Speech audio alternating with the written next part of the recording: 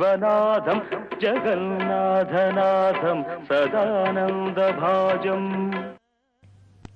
అతి ప్రాచీన శైవ క్షేత్రం ద్రాక్షారామం భక్తులతో పోటెత్తిపోయింది. భీమేశ్వర స్వామి ఆలయం శివనామస్మరణతో మార్మోగిపోతోంది. శివరాత్రి సందర్భంగా ప్రత్యేక పూజలు నిర్వహిస్తున్నారు. దీనిపై మరింత సమాచారాన్ని మా కరెస్పాండెంట్ శ్రీనివాస్ అందిస్తారు. Srinivas, over to you. Mahashivratri పర్వదినం సందర్భంగా ద్రాక్షారంలోని భీమేశ్వర స్వామి ఆలయం భక్తులతో కిటకిటలాడుతుంది. ఇక్కడ మనం చూసిన ఈ భక్తులందరూ కూడా పెద్ద ఎత్తున తరలి రావడం జరిగింది. ఇది అతి పురాతనమైన ప్రాచీనమైన ఈ దేవాలయం కావడంతో ఎందరో భక్తులు దేశం అలాగే రాష్ట్రం నలుమూల నుండి కూడా పెద్ద సంఖ్యలో తరలి వస్తున్నారు. ఇప్పుడు అంతా కూడా భక్తులతోటి ఈ ఆలయం ఉదయం నుంచి కూడా ఇలాగా కిటకిటలాడుతూ ఉన్నది. స్వామివారికి ప్రత్యేకించి అభిషేకాలు నిర్వహించడం జరుగుతున్నది. అయితే ఈ ఏడాది మహాశివరాత్రి సోమవారం రావడంతో ఇది స్వామివారికి అత్యంత ప్రీతికరమైన రోజు. దీన్ని కావడంతో ఇక్కడ భక్తులు ఎక్కువగా తరలి రావడం జరుగుతున్నది. అయితే త్రిలింగ క్షేత్రంగాను అలాగే ద్వాదశ జ్యోతిర్లింగాల్లో ఒకటిగాను ఈ ఆలయం బాసిల్లుతుంది.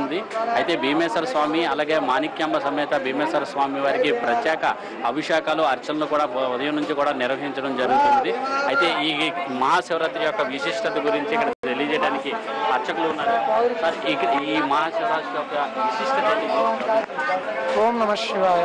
ఇది ద్రాక్షారామ అంటే దక్షుడొక విరామస్థలం. ఈ యొక్క దక్షుడొక విరామస్థలంలో ఇది పంచారామాల్లో ఒకటి, త్రిలింగాలు ఒకటి.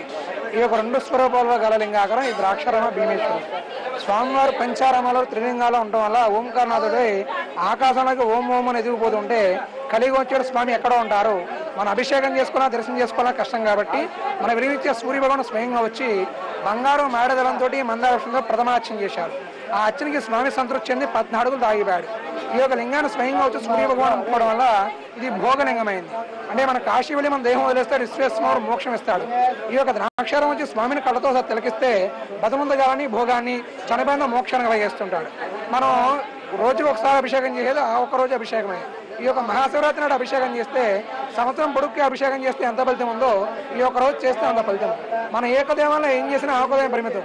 ఈ యొక్క భీమేశ్వర సన్నిధానంలో ఓ నమస్కారంగానో ఒక అభిషేకంగానో దర్శనంగానో ఏం చేసినా 108 దేవాలయాల్లో చేస్తే ఎంత ఫలితం ఉందో ఆ యొక్క ఫలితాన్ని యొక్క భీమేశ్వరం మనకు కలగజేస్తుండగా చెప్తుంటారు.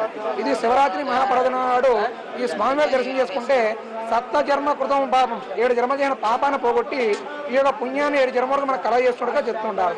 ఈ యొక్క ఆలయం వ్యాసలో వచ్చి ఇక్కడ నిలబడ్డారు కాబట్టి వ్యాస కాశీ, ఈ యొక్క ఆలయం కాశీకి దక్షిణ ఉండడం వల్ల దక్షిణ కాశీగా ఈ స్వామి విరాజిల్లుతున్నట్టుగా చెప్తుంటారండి. ఈ స్వామివారికి రుద్రాభిషేకము, మామూలు మహన్యాస అభిషేకము, లక్షపత్రి పూజ స్వామివారికి విశేషంగా జరుగుతూ ఉంటాయండి.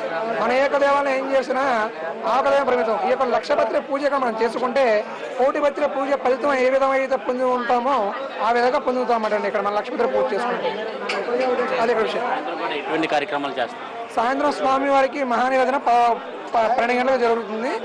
ఈ యొక్క లోపల స్వామివారికి దేవస్థానం వారు లక్షపత్రి పూజ, ఏకాదశి రుద్రాభిషేకము, స్వామివారికి నగరోత్సవం ఏర్పాటు చేసి ఉన్నారు.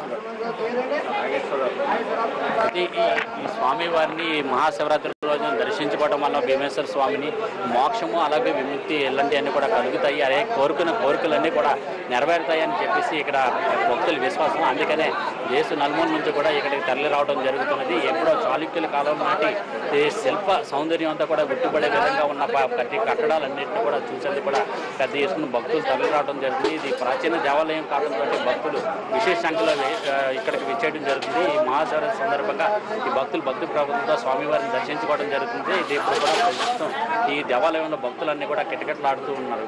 Power to studio.